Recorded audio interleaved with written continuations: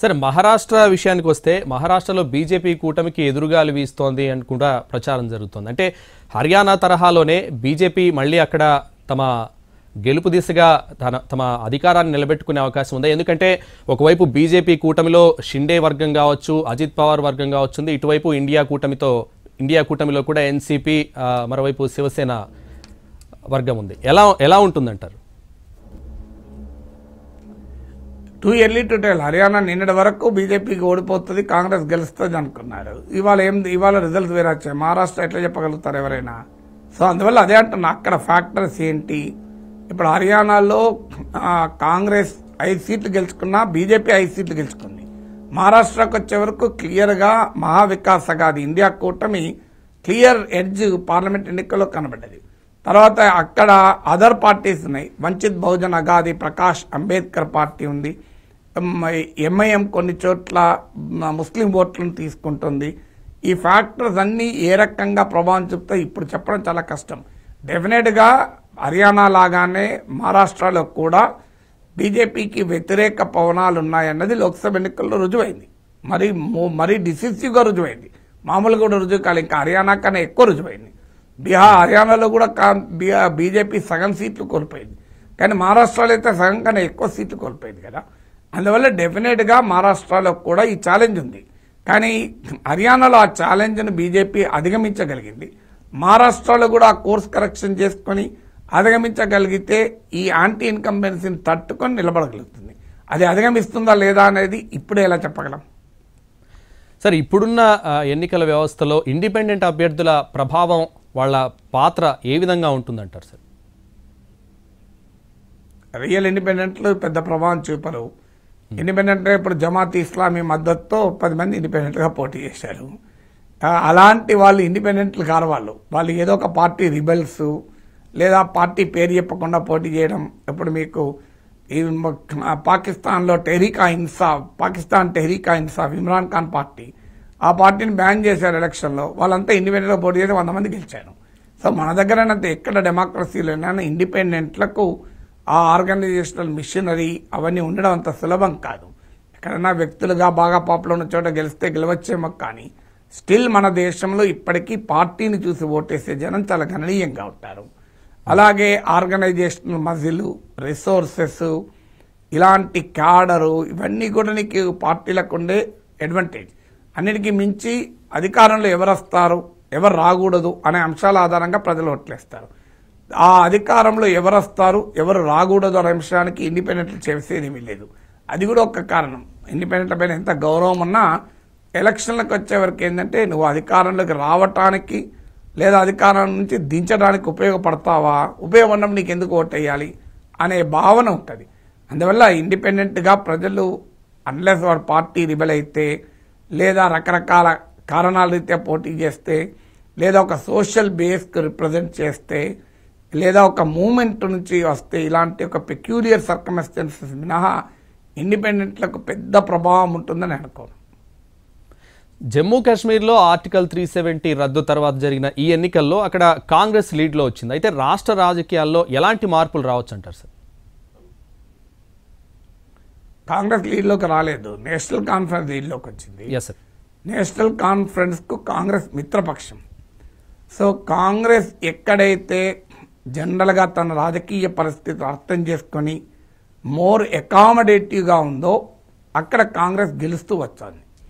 అన్ని చోట్ల అలా ఉండకపోవచ్చు. ఇప్పుడు మీకు కర్ణాటకలో ఏ పార్టీతో పొత్తు లేకపోయినా కాంగ్రెస్ గెలిచింది. తెలంగాణలో కొంత అకామిడేట్ చేసుకుంది, సిపిఐతో కలిసింది. కానీ ఓవరాల్గా కాంగ్రెస్ తన స్ట్రెంత్ పైనే గెలిచింది తెలంగాణలో కూడా. కానీ మీకు హిమాచల్ ప్రదేశ్లో కాంగ్రెస్ ఎవరితో కలవకపోయినా గెలిచింది. కానీ జనరల్గా మీరు ఉత్తరప్రదేశ్ చూసినా మీకు కాంగ్రెస్ ఎస్పీతో కలవడం ఆ పార్టీకి ఉపయోగపడ్డది. అలాగే పంజాబ్, హర్యానాలో ఆమ్ ఆద్మీ పార్టీతో కలవలేకపోయింది. సో అక్కడ మళ్ళీ మీకు జమ్మూ కాశ్మీర్కి వచ్చే వరకు నేషనల్ కాన్ఫరెన్స్తో కలిసింది.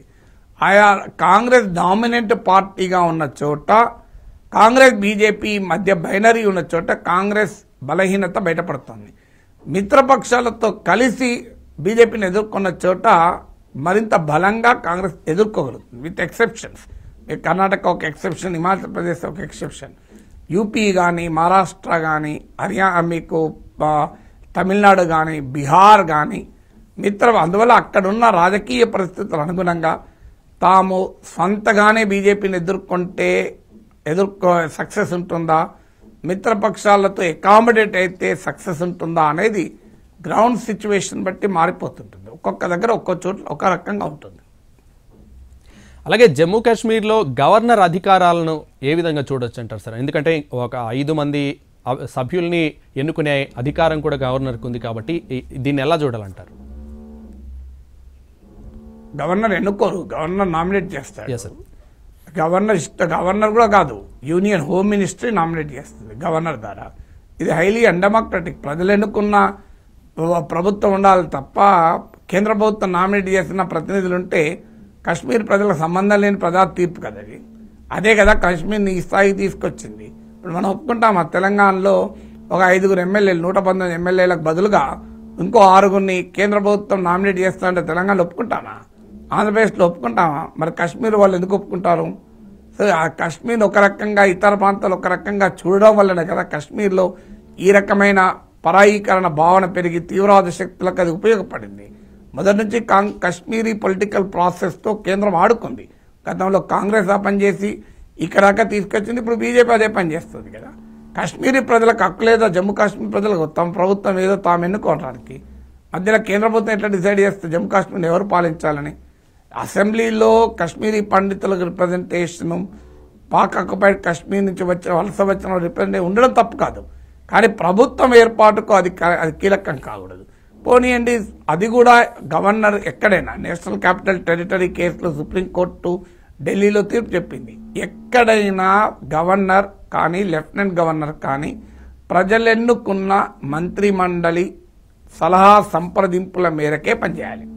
ఇందుకు భిన్నంగా జమ్మూ కాశ్మీర్లో ప్రజలు ఎన్నుకున్న మంత్రి మండలి సలహా సంప్రదింపులతో 5 నామినేట్ చేయడం కొంత అర్థం ఉంటుంది.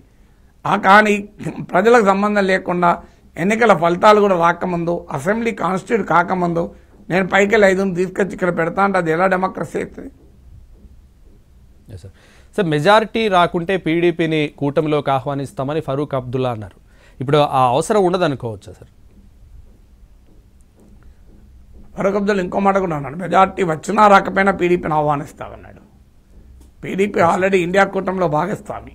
జమ్మూ కాశ్మీర్లో పొత్తు కుదరకపోవచ్చు, కానీ ఇండియా కూటమిలో భాగస్వామి కదా. ఫరూక్ అబ్దుల్లా స్టేట్మెంట్ 2 అంశాలు ఉన్నాయి. మేము ఒకవేళ మాకు అవసరం ఉన్నా లేకపోయినా, మెజారిటీ ఉన్నా లేకపోయినా మేము పీడీపీని ఆహ్వానిస్తామన్నాడు కదా. గులాం నబీ ఆజాద్ వంటి నేతలు కూడా అక్కడ ఎలాంటి ప్రభావం చూపించలేకపోయారు ఈ ఎన్నికల్లో, ఎలా చూడాలంటారు సార్? వాళ్ళంతా అందరికీ తెలుసు కదా, గులాం నబీ ఆజాద్కు పద్మభూషణ్ ఇచ్చింది బీజేపీ. గులాం నబీ ఆజాద్ను మోడీ రిటైర్మెంట్ సమయంలో ఆకాశానికి ఎత్తాడు.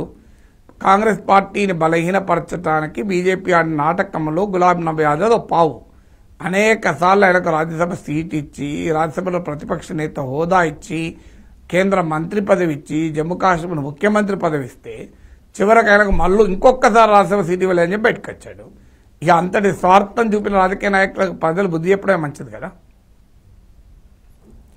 మరోవైపు హర్యానాలో వినేష్ ఫోగట్ ఒలింపిక్స్లో మొన్న గోల్డ్ మెడల్ మిస్ అయిన వినేష్ ఫోగట్ పోటీ చేసింది కాంగ్రెస్ తరఫున, విజయం సాధించింది. ఈ విజయాన్ని ఎలా చూడాలంటారు? అంటే హర్యానాలో ఒక్కొక్క క్యాండిడేట్కు అక్కడ కాన్స్టిట్యున్సీ బట్టి ఉంటుంది. ఇది మనము వినేష్ ఫోగట్ ఆ రెస్లింగ్ ఇష్యూ ఒకటే కాంట్రవర్సీ కాదు. అక్కడ స్థానికంగా కాంగ్రెస్ పార్టీకి ఎంత బలం ఉంది, బీజేపీకి బలం ఉంది. బట్ డెఫినెట్గా రెస్లర్ల ఇష్యూ ఒక పోల్ ఇష్యూగా, అంటే కిసాన్, జవాన్, పైల్వాన్ అనే మూడిట్లో హర్యానాలో ఏంటంటే అక్కడ సమాజంలో భాగం. రైతులు, సైనికులు, ఈ పైల్వాన్స్ అంటే మల్ల యోధులు కూడా ఒక సమాజంలో భాగం. గ్రామాన కూడా ఈ ప్రక్రియ ఉంటుంది. అందువల్ల వినేష్ ఫోగట్ ఒక డెఫినెట్గా హర్యానా బిడ్డకు అన్యాయం జరిగింది. రెస్లర్లు లైంగిక వేధింపులపైన పోరాడిన యాంటీ బీజేపీ రెసిస్టెన్స్ సింబల్గా కూడా కనబడ్డారు కదా. ఒక దశలో ఆమె కూడా వెనుకబడ్డారు, మళ్ళీ చివరి వరకు వచ్చే వరకు గెలుస్తున్నట్టుగా కనబడుతుంది. ఒలింపిక్స్లో మెడల్ రాకపోయినా ప్రజాక్షేత్రంలో మాత్రం ఆమె మెడల్ సాధించినట్లు కదా.